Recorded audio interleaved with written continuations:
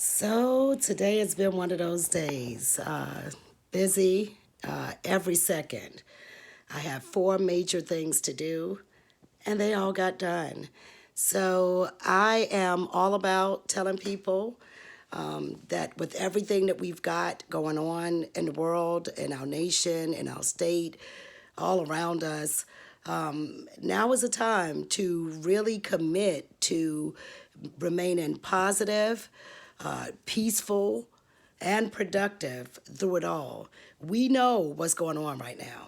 We know that we're ushering in end times, but I refuse to fixate on negative things. I'm choosing to take the approach that is referenced in the Bible, where we live fully, but we know that this life and the life of all human beings around the world are, we're all at risk right now. And I've had some sleepless nights, but I am choosing to engage. I've been accepted into a cohort with the Small Business Administration for the relaunching of Heritage Collegiate Leadership Academy.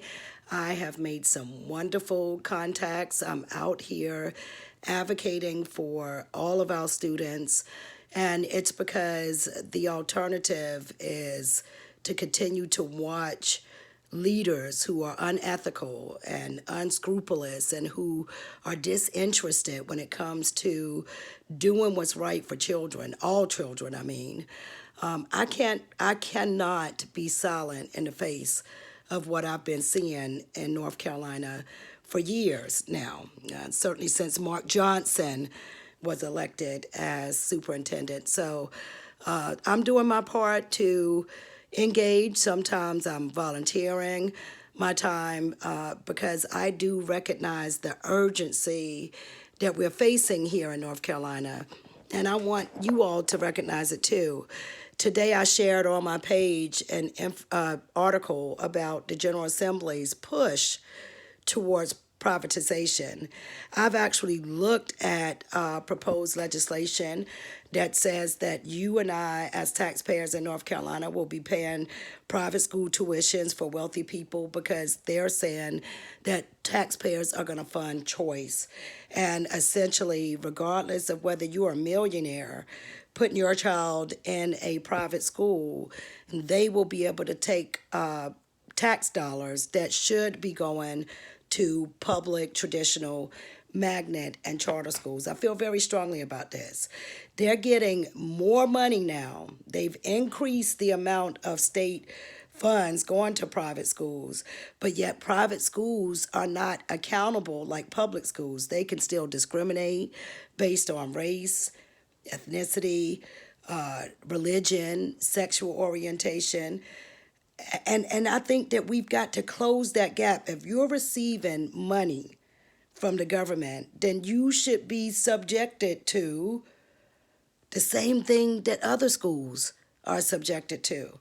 I'm going to continue to speak up and out about these issues. Did you know they've got legislation saying that the kids that take the opportunity scholarship will also get a preloaded debit card with $9,000 on it for them to use to purchase educational materials and resources? Well, let me just help you understand what's going on here. There also, I heard Treasurer Falwell at the State Board of Education meeting. He signed in late, and he has signed in late for every single meeting that I've listened to, which is almost every meeting. And yet he came in on the call late to advocate for new schools, funding for new schools. And let me tell you why they're doing that. Because if you want to distract people, give them something shiny and new, and they won't necessarily pay attention to what they're not getting inside of that shiny new building. This is a setup.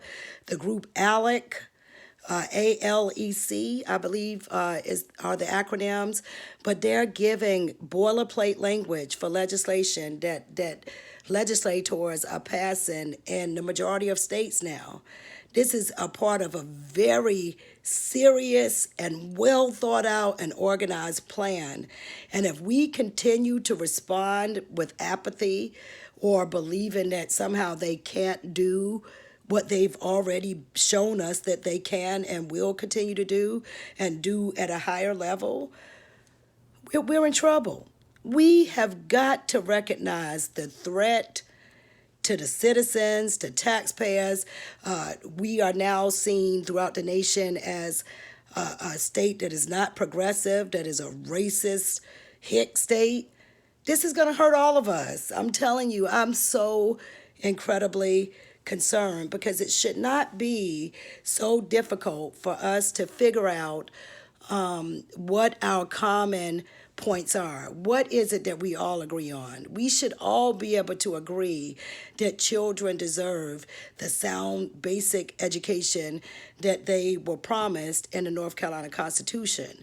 But above and beyond that, with educational practices and research and evidences, we should be committed to ensuring that all children are receiving a high quality education. At a time that we have slightly over half of our children in North Carolina schools represented as minorities, we still have a teacher force that is 80% white and female. Now, I have some awesome white females who are in this struggle with me, so this is not me being racist. I am again citing the clear and convincing research and evidence that shows that students, minority students, perform better when they have minority teachers with whom they identify. Why then are we seeing this mass exodus of black educators? I'll tell you why. It's akin to the time when schools were first integrated. I will remind you that Brown versus Board of Education was the U.S. Supreme Court case in 1954 that said that we had to now integrate. And yet North Carolina would go years without integrating, and it was only when we had the Swan case out of Charlotte, another U.S. Supreme Court case, that schools were had to move towards busing and fully integrating schools. Today, my opinion about integration and segregation is quickly changing because I know that when the schools were integrated, the black principals and teachers were fired. I know that when I moved to North Carolina from New York City in 1976, many of my white teachers had never taught or had only for a few years taught black students, and it showed. They were mean to us. They called us names. They spoke about the Confederacy like it was a good thing. And for me, as a person that had just moved from New York, I was offended by the way they talked about Yankees. I was uncomfortable with their absolute adoration of the Confederacy because I knew, even as a child, what that represented. If you were supporting the Confederacy, then you were supporting slavery and oppression of black people. Now, let me make myself clear. I don't care who you are. You will be an enemy to me if you have as your mission to oppress black people or any people, because we should not allow that. But yet this country is quickly becoming an oligarchy. Look it up. This is a form of government where billionaires and millionaires rule. We've had it here for years, but in recent years, it is getting worse. Y'all need to know that Richard Burr has announced that he is retiring. He will not be running for re-election as the U.S. Senator from North Carolina, but this is because he's getting away with a crime. He was the chair of the Senate Intelligence Committee, and he sold over $1 million in stock after COVID. But we didn't know about COVID then. They knew about it. And they knew the impact that it was going to have on the stock market and on the economy. And several Republicans sold millions of dollars of shares in advance of going public about COVID. and nobody's going to do anything to them about insider trading? Come on, y'all. These people are committing the most serious crimes. Uh, College admission scandals. Who does that hurt? A lot of people. When you look at the insurrection, who did that hurt and kill? Too many people. And yet these people are really believing that they don't have to be accountable for anything. And I just don't think that's right. We are all accountable, regardless of what your bank account balance is, what your zip code is, what your race is. We are all citizens of one state and one nation. And so we need to get it together. Martin Luther King often said that we would perish as fools together if we continue to let racism guide everything. And that's what's coming. We are witnessing the unraveling of our nation, of our future. We are moving so quickly towards the end of this world as we have known it, and yet people still bickering. I've been called a black racist simply because I'm speaking up for black people. Are you kidding me? Like, cut it out. We all deserve the right to feel safe and free as citizens who are not committing crimes. And that's not what's happening. If you are black, if you are outspoken about doing what's right by poor and minority children, you are blackballed in North Carolina. You are ostracized. You are alienated. But let me tell y'all something today. I don't care, because God has told me, Kashi, keep speaking the truth. And people who know me well may have their opinions of me. I'm not perfect. I'm a sinner. I'm getting better and better every day. But one thing I've always felt was an absolute devotion and love for the Most High. And so when He gives me a task to do, not even my parents could stop me from doing that task. And so I'm not going to go away. I'm here to stay. And this is a call to action. I'm sounding the alarm, if you will, that North Carolina is a place where public education is being attacked. Not just North Carolina, though. Y'all need to look up ALEC. Look up all these boilerplate legislation drafted language that they're given to legislators in all these states, and pay attention, because they're getting their way. These laws are being passed. And while we talking about that, Biden, come on now. You were giving me so much hope. And I need to know why you are allowing your Justice Department, because this is a direct reflection of you and your beliefs and your policies. Why are you not making Betsy DeVos, the former U.S. Secretary of Education, who I have deemed a witch, why are you not making her testify in this deposition process for the class action lawsuit that has been filed by multiple students that attended for-profit shady colleges, got college loans, and then the schools closed down? Betsy DeVos' company financially benefited from that. There are conflicts of interest.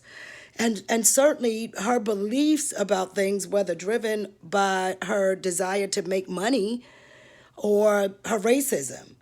The point is, she was the lead person with regard to education policy and implementation, from the federal perspective anyway.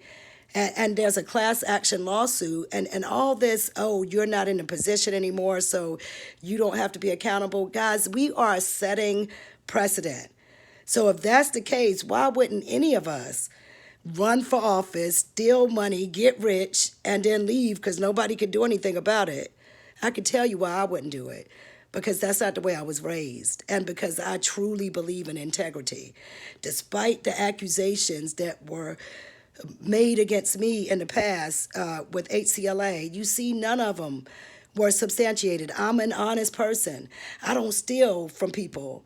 And I don't steal, I would never reallocate money for children. I was an advocate as the director of HCLA for making sure that our dollars were going on children and teachers and on those areas that would lead to results, not just test scores results, which we were showing growth in reading and math at the time that our school had its charter assumed by a school that is a joke. Three Rivers Academy, are you kidding me? They didn't even open for a whole month of school. Tell me what they're doing to make up that month. And yet, this man, Don McQueen, was able to get an unrestricted grant of $600,000 in funds from DPI. And this is the same man who told me that somebody powerful told him that if he continued, if he allowed me to be the leader when the school went forward, because what people don't know is I helped him when he was competing with other people for the charter. These were black men, and I believed that they wanted to do what was right for black children. And because if you get it right for black children, you're getting it right for all children. And that's always been my belief, because if you get it right for the disenfranchised children, then you're going to get it right for the ones that have always had it better. And to be clear, I have loved every child that I taught. I started every school year and told them that by October they would love me just like they loved their mama, and that I was giving them my love right then and there on the first day of school. And I said, and one thing that you should know about me is when I give you love, I never take it back. We may have to go our separate ways. We may not, get to be around each other every day after this year, but you will know that there's an adult in the world who loves you and who cares about your well-being. And last week, I met with let me say it again, four former students to keep them moving forward. And nobody paid me for that. And nobody has to pay me for that. That's my passion. It's my desire. And what we have right now are high paid officials who do not care about children, not all of them anyway, and they are acting in their official capacity against what's in the best interest of children. I'm sounding the alarm and telling you guys, please read the posts that I share. Read the articles that I share, because right now I'm studying for the bar exam, and I don't have time to share frivolous stuff. And so if I share something that says that we should be concerned about this, I'm encouraging people to engage, read newspaper articles, ask questions. Feel free to inbox me if you want to know what you can do to help save North Carolina public education, because it is at risk, very much at risk. And if you want to fool yourself into believing otherwise, you can do that. But I, for one, have a child who is a ninth grade student. I, for one, have countless children throughout the state that I care about who are engaging as K-12 students, and I'm very concerned. This is a master plan, a secret agenda of billionaires and millionaires to ensure their place in our society. They never wanted every kid to get a good education. I remember when I went to a Republican Party meeting in Williamston at the Hitching Post, and I had the now Representative Ed Godwin, or Goodwin, whatever, however I say the last name. He told me, well, we all know all kids can't go to college. But I knew very well what he meant when he said that. And what he meant was, why are you in Berkeley County dealing with these northeastern North Carolina kids, trying to tell them about college when we all know they're not going to go to college? We all know that only the white children of farmers go to college. We all know that only the black children of educators go to college in northeastern North Carolina. Why are you worrying about all these other kids?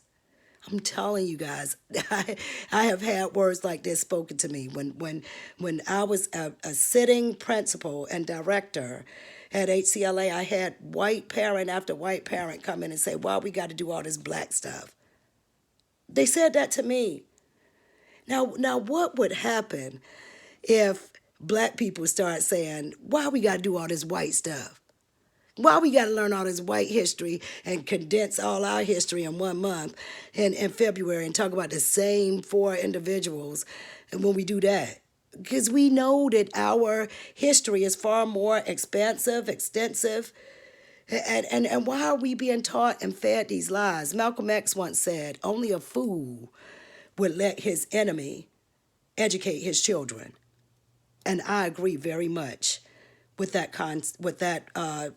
idea, with that notion.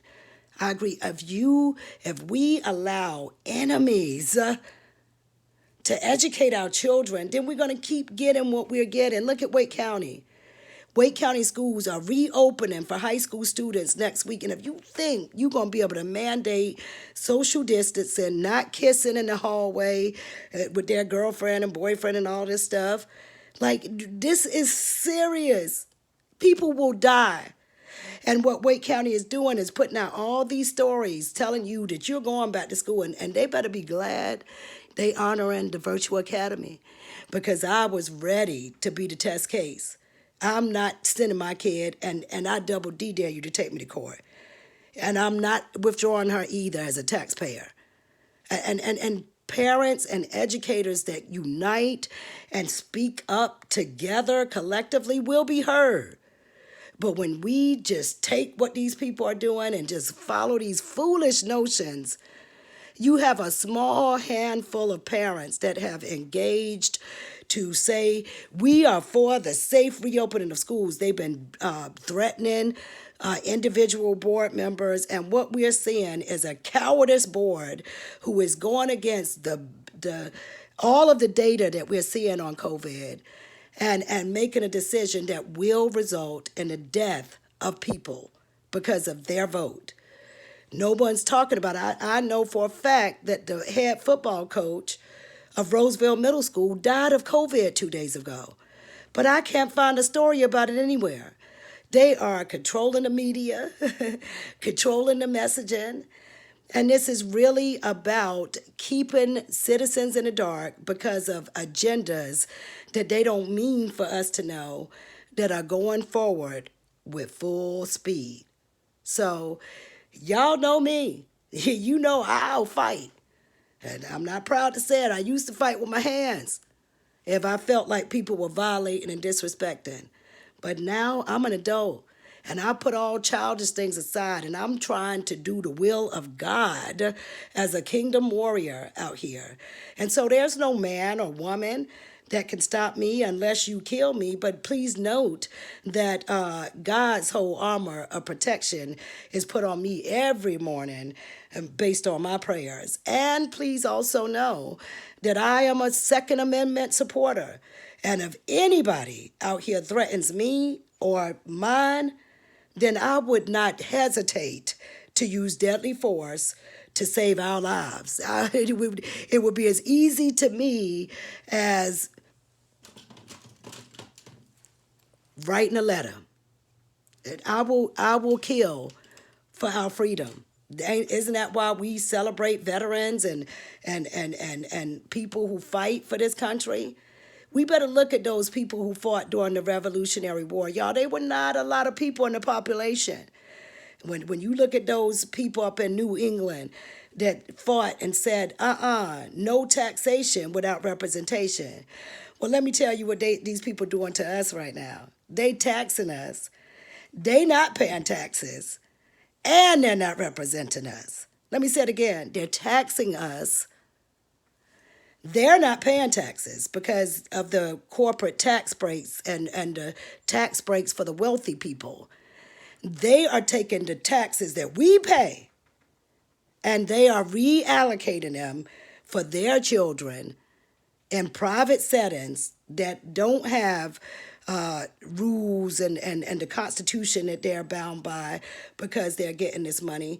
This is a master plan and they are winning. We are losing.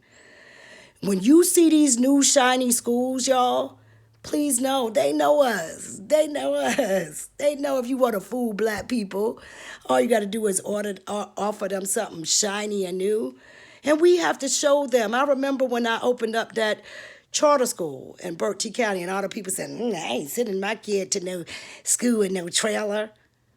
But yet they failed to remember that these one room schoolhouses that black people had back in the day, before we had integrated schools and public education paid for by taxpayers for black citizens, we had one room schoolhouses, and many of them were falling to pieces and in disrepair.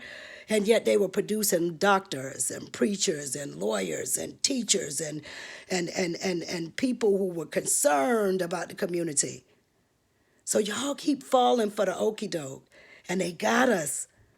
This Treasurer Falwell's arguing for the funds for new schools will make a lot of Republicans rich. They're not giving those contracts to Democrats. They're giving those contracts to build these schools to their architect buddies, to people who have made huge donations to them. We are a system, a state, and a nation that has run amok. The checks and balances are out of order. And we don't have the luxury to sit back and watch this and say, unless you don't care about the future for your children. Unless you don't care if there is even an earth that will exist for your great grandchildren. If you don't care, then we can keep doing what we've been doing, and they will win, and they will make America great again. And please understand that great for them is when they were on top and there was no threat to that, when black people knew their place and said, yes, sir, and no, sir. And when they could call us boy and gal and girl, even though we were grown people, and they could get opportunities over us even when we were better educated and more qualified for the positions. This is what they are talking about, and it's coming. Y'all, it's coming. If you are not checking to see whether your child is logging in every day for remote learning, let me tell you, I can tell you, they tracking the data. And we are looking at mass retention coming because kids are not showing up. They're not getting work done. They're not taking advantage of makeup days and times to come and work with the teacher one-on-one. Many of them might not care. Some of them don't know. But what is going on in North Carolina public education is an embarrassment to me as an educator with almost 20 years experience who knows that this could be done so much better. Wake up, y'all, or stay asleep and don't complain when everything changes. There's look, if you got a good job right now and you're a minority, you better be grateful, because no matter how hard you work, some changes are coming. I'm telling you now. And I can tell you this because I was an insider with North Carolina Republican politics for years. I know how they think. And don't get it twisted. I always did what I had to do to correct racism. I've never stood silence when confronted with the ugliness of racism. But I know for a fact that Democrats and Republicans in this state don't care about us and our well-being. I know for a fact that all they care about is getting out votes, getting out to the church, getting the pastor to tell the congregation that they need to support this person with no evidence of why. We have got to get away from illogical patterns as a people. I'm not playing. I don't argue with racists. That's an argument that I'm never going to win because they feel strongly about being racist towards me, and I feel strongly about showing them that I don't give a damn, that my life will go on and that I will achieve whether they want me to or not. This is the way I was raised, you see. But many kids don't get that messaging at home. So what are they to think as they grow up and see that they have been royally locked out in these shiny new schools? They've not been prepared for college. in these shiny new schools, they have not been given what they need to feel good about themselves socially and emotionally. I'm disgusted at North Carolina public education. I'm disgusted that I know countless black educators, including myself, who have been marginalized and pushed out because of our sincere desire to ensure that all children are receiving high quality education and high quality educational opportunities. Let me explain. They want good little people that look like me, that ain't gonna buck the system, and it ain't gonna be out here advocating for black kids and poor kids and all these Latino kids and all this. And those are the people that are moving up in many instances because of their willingness to go along, to get along. And that will never be me. I don't care what I have to lose. Take it, y'all. Take it all. If you think that I'm going to sell my soul out here and do the bidding of wicked forces in high places, you can forget that. Because I know that 100 years, if we are lucky, if we are blessed, and we reach 100 years, that still ain't nothing. 100 years is no time. Our lives are but a vapor, y'all. Young people are out here dying, and just for no reason. And you think that you got forever to be going through this nonsense out here? And as you tell everybody you a good Christian, oh, I'm a good Christian. I'm a Christian evangelical. God will not be mocked. I'm telling you. And hard times are coming. Tough days are ahead. And Wake County Public Schools, we gonna be experiencing a lot of that. Because again, the head coach of the football team at Roseville Middle School passed away from COVID 2 days ago. Why are we not hearing any recognition of this man who gave his life to his work? I'm going to tell you why. Because they don't want that to get in the way of reopening next week. And that's the games that Wake County plays. I just, some of these officials in this county, let me say it on the record, I just have zero respect for their way and their way of working and doing business, because it means nothing to them to discriminate against black people. This is what they do, and some of the people who do this are black themselves. These are truly praying times. These are truly praying times. And a lot of people out here ain't praying. They just going through the motions, going through these days and looking out for themselves and not giving a damn about kids and the people who are struggling the most. Because as long as they have their wealth, that's all that matters to them. It's time for us to elect some different people into office, y'all. It's time for us to engage and hold the elected officials accountable. The ones that are there now, they need to know we're paying attention. They need to know that we will not vote for them again if they continue this. I am the federal legislative chair for North Carolina in the National PTA. And I have thoroughly, it's hard work now. My volunteer hours are anywhere from 2 to 7 hours a week. But this work is so important. We are shaping the legislative priorities at the federal level, and we have someone who does exactly what I do here in North Carolina at the state level. Now is the time that you want to pay attention to your General Assembly. Senator, what's this guy's name? Berger. And Representative Moore are racist. They don't care that you know they're racist. They don't care that you know that they don't care about an agenda that involves all North Carolinians. They don't care. They are bold with their apathy towards a whole segment of the population. And whether or not people vote for you is irrelevant. When you take that oath of office, you're saying that you will uphold the Constitution, the U.S. Constitution, in North Carolina cases, the state Constitution, and that you will represent all of the citizens in your determined district or precinct or what have you. And y'all know that's not happening right now. And these Republicans don't want to hear from you unless you think just like them and you willing to go crash a U.S. Capitol building to show how much you support a buffoon like Trump. I'm not going to be silent anymore. Enough is enough. Black people have opinions. We don't need people telling us what we should think. And we will push back against people who call us black racist simply because we're trying to make sure that our interests are considered here. How can you be a racist when you don't even have the power?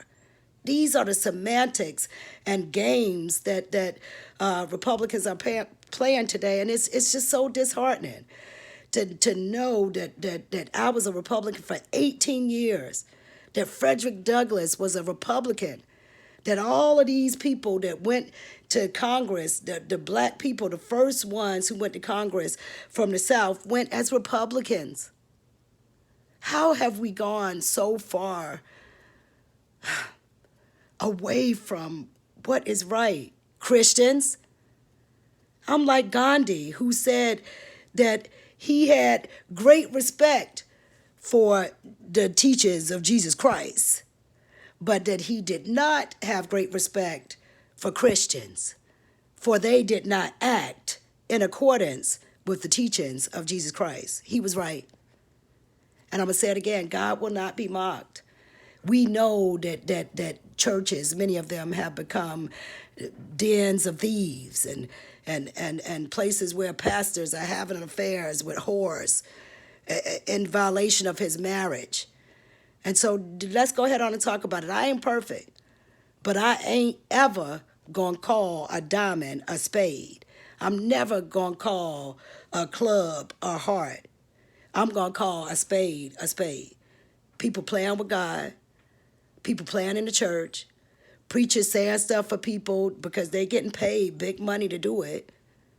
People setting other black people are setting other black people up for pay. Oh, I tell you, God is not happy right now. And he will not be mocked. And we do deserve better. Our children deserve better. But until and unless people get off their asses and engage, we will not only get what we've been getting, but we're going to get a whole lot worse. So my name is Dr. Kashi Bazemore. I am the proud mother of 2 children who have had a quality education because it was my job to make sure they did. And so even when my oldest lost her scholarship to a prestigious Catholic school in Brooklyn because of all those millions of dollars they had to pay out because those priests were out there molesting children. Don't get me started on that. So they had to pay off those children, which means they had to get rid of the scholarships. And so that year, I homeschooled my daughter. She was a 9th grader. I was working at KIPP Charter School in Brooklyn, working 10.5-hour days and homeschooling. But let me tell you, I found a couple up the street that was from South Carolina, old couple, and they were on notice that if you see my daughter out here, look, this is my daughter, this is a picture of her, I'm gonna let you keep it. And there she is. I pointed her out when she didn't know that I was pointing her out at the park. And I said, if you see her outside for any reason, please, here's my cell phone number, text me. And the one day she went out, I left work that day because I'm never going to put all of everybody else's children ahead of my own. And we need to be honest about that. We owe it to our children to put them first. And if we're not doing that in this society that we live in, they are in trouble. So I offer prayers right now for North Carolina, and I offer prayers for the United States of America and all of the states within. I offer prayer for people who are confused about what they're seeing. I offer prayer for people who have lost loved ones to COVID. I offer prayers to teachers who are being treated like you are voiceless and don't have a say, who are being forced into hazardous working environments without hazardous pay. I'm praying so much these days, and if you're not, then you're not paying attention. But let me say it again. We are heading quickly towards the undoing of our democracy. And there has been a change of administration. And Biden, I need you to give us hope. Harris, Sarah, I need you to stand up and talk to us. Why the hell are y'all covering for Betsy DeVoe? If you can't give me that, now I don't trust you either. We are not just believing what people say to us no more. We're looking at your actions. We're looking at your policies and your legislation. We're looking at your proposed legislation, and we're calling to make our voices heard, and that will continue. So, yeah, education, advocacy. I just did a session on that today called Education Advocacy 101 with this virtual North Carolina ASCD conference. And it was a great session. But I'm sounding an alarm for educators. When I first started, I was told, you need to stay out of politics as a teacher unless you want to lose your job. But what I'm telling teachers is, you better engage in politics if you want to keep your job. And if you want to go back to getting pay raises and pay that is comparable for your hours of work. Right now, privatization of North Carolina schools is on the agenda, and I still support public charter schools. I even support vouchers, but not for no millionaires. I should not have to have my tax dollars paying for your kids' education when you could do it yourself. That's not fair. And I'm going to continue to speak out against that.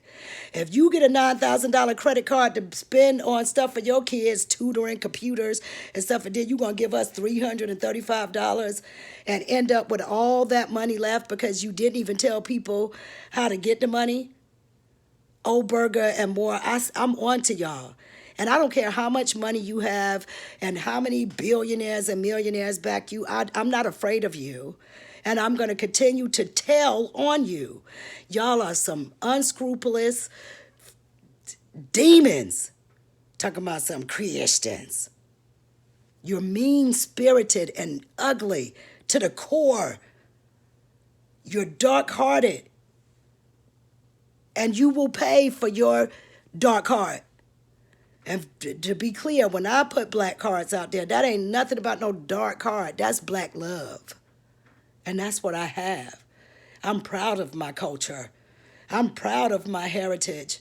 I'm proud that my great uncle, when he died, received the highest civic honor from the governor at the time. I'm proud of the fact that my aunt graduated from NC Central in 1945. I'm proud of the fact that my two great-great-grandfathers came together. One had the land and the other had the carpentry skills, and they built a school for children in their community. I'm proud of my great-grandmother for buying the first school bus that transported black kids in Berkeley County. I'm proud of my great Uncle Aaron, who started the first Church of God in Christ in North Carolina in Berkeley County. I'm proud of my heritage. And there's nothing that you racists can do to change that. And if I can replicate others to be just like me, we will be a better democracy when everybody knows that you are not wrong for feeling good about your culture and your heritage in a multi-plural cultural society. Diversity, equity, and inclusion should be the focus of lawmakers. But instead, they're seeking ways to convict people and make them felons so they could be locked out. Can't get financial aid, can't get housing, can't get food stamps if you're down and out. They are ensuring that people who get out of prison will go back because they have done nothing to set you up for success. You can't even move in with your woman if you got, and your kids if they're getting any public assistance, because then they're going to lose everything. This is all, there's a book that I skimmed a few months ago, and I'm going to read it at some point, and it's called The Color of Law. And it was written about the government's role, historically on up to today, in instituting, implementing, and encouraging systemic racism. That's why they don't want us to say the two words together. Systemic racism, systemic racism, systemic racism. I'm going to keep saying it because it exists. It is very real. And until it is not, I won't pretend it is not real. And so I'm looking for other people like me, y'all. I'm the Northeast Regional Director for the Freedom Hill Coalition. And we are a group of people who are seeking to ensure that there's education equity in schools throughout North Carolina. And we're doing a great work. But I had to step up and head up Northeastern North Carolina because nobody else would. And I'm not afraid, y'all. I will come home as often as I want to Berkeley County. The only reason I'm not living there is because I could not get a job there. And we won't talk about what that was about. But anyway, the bottom line is this. We are at as unique a time in American history, in North Carolina history, as I've ever witnessed. And I'm a history enthusiast and an experienced history teacher. These are perilous times that are coming our way, and they are being brought on to us by people that are working as elected officials because they are more concerned about doing the biddings of the people who gave them big campaign donations. We need to get back to talking about campaign finance reform because until we get it right, wealthy people will always rule in America. This is not a democracy. This is an oligarchy, a nation, and what is the other word? Aristocracy. These are nations and governments that are led by the elite. And they're showing us black person, I don't care about what you talk about, you're black racist. They call us names openly on social media. They bombard us. And many people saw this happening to me in Berkeley County and did nothing. Did nothing. And so it's okay because I will have a legal victory against every person who wronged me, and they will make me whole. And they may think it's over, but my God, who sits high and looks low, has assured me that I will be made whole, and I believe him. And so y'all keep sleeping on these people, okay? Keep sleeping. Mark Robinson does not care about anybody that is black.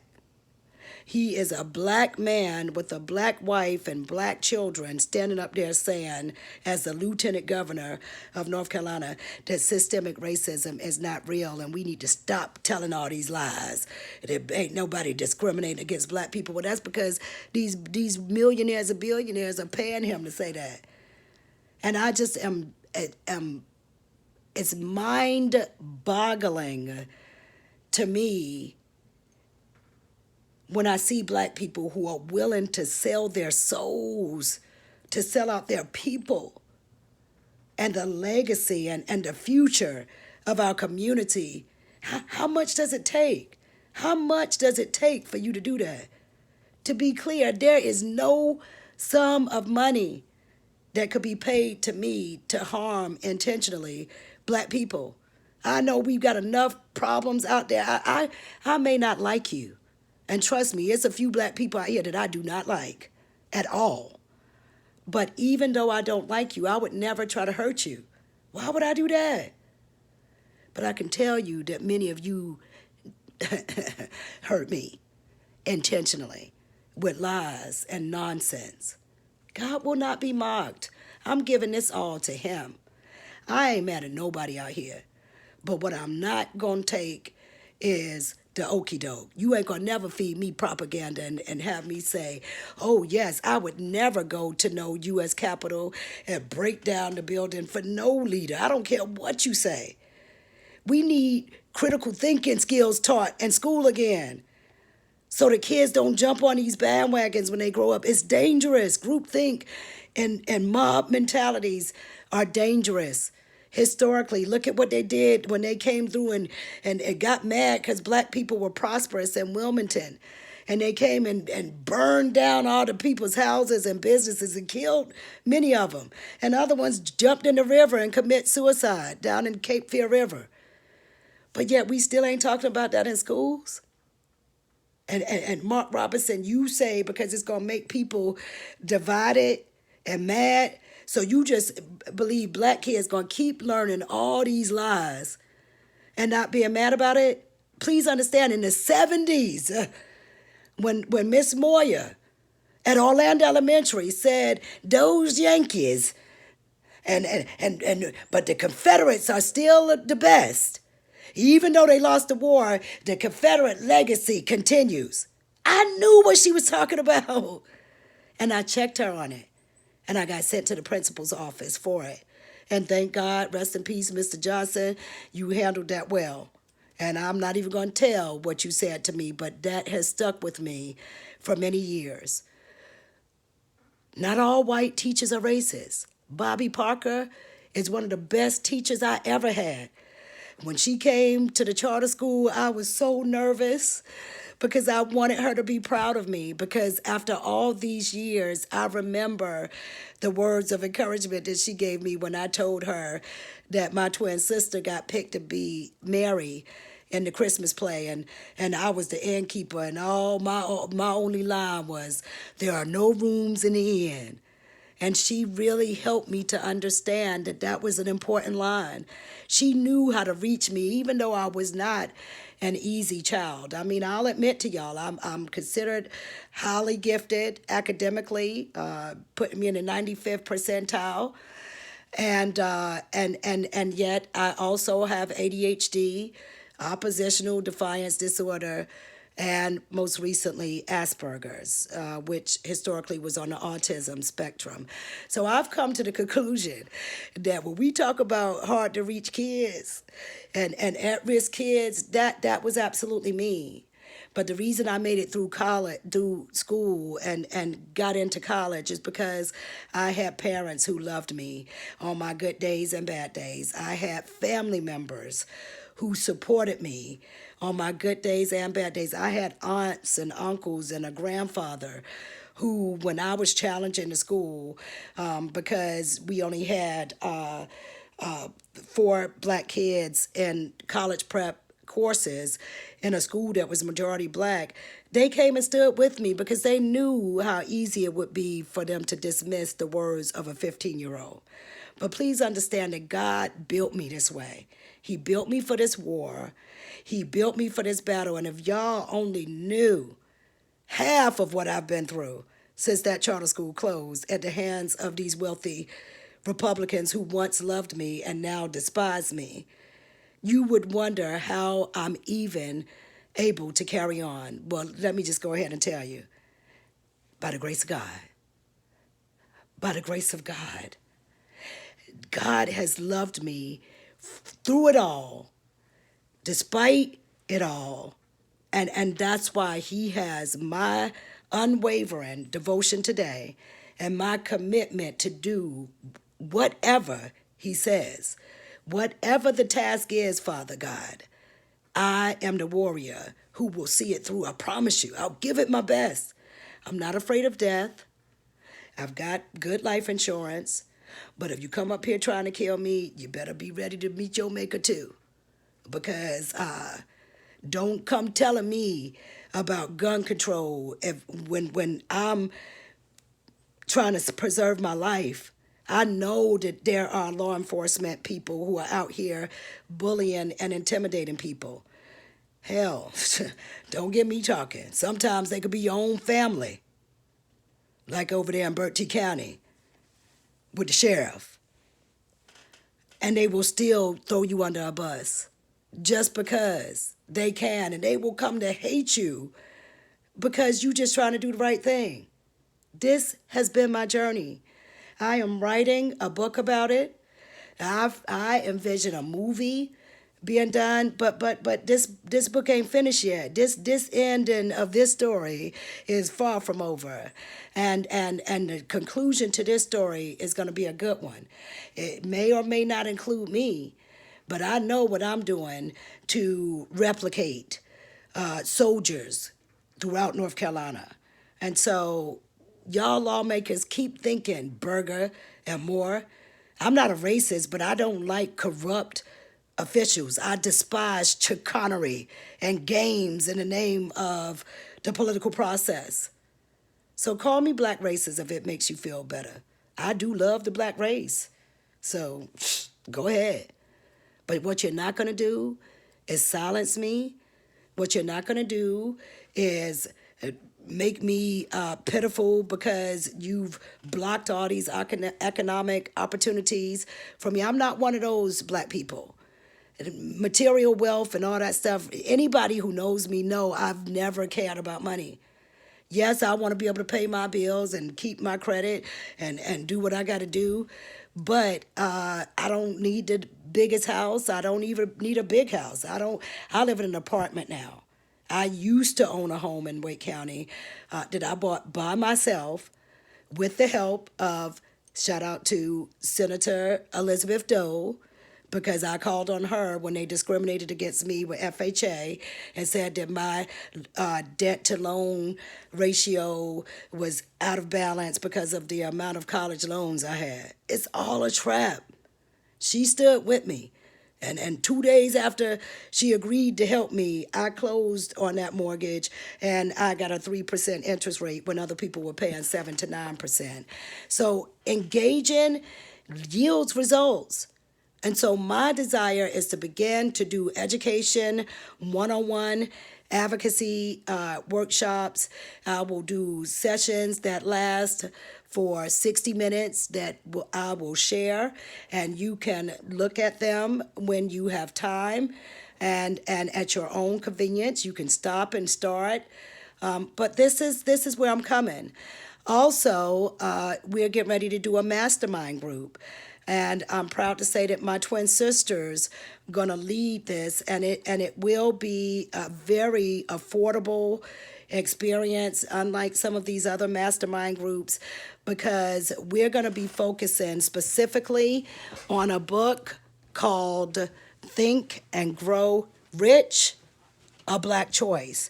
The original Think and Grow Rich book was written.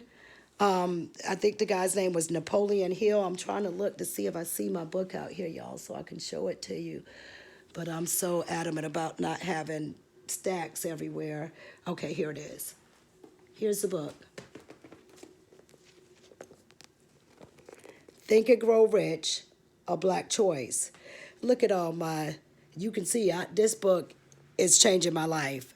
Because of this book, I now wake up excited every day about the day ahead, even though the days are uncertain, because I've had the chance to revisit countless African Americans, Black Americans who did that too and rose above poverty, rose above difficulties simply because of prayer, persistence, positivity, productivity.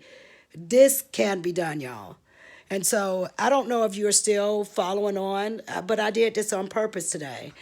I didn't have an outline to follow. I simply got on to share some concerns and to say that I had just finished doing an education advocacy training, and I don't want to stop there because I do believe that education advocacy is our only hope.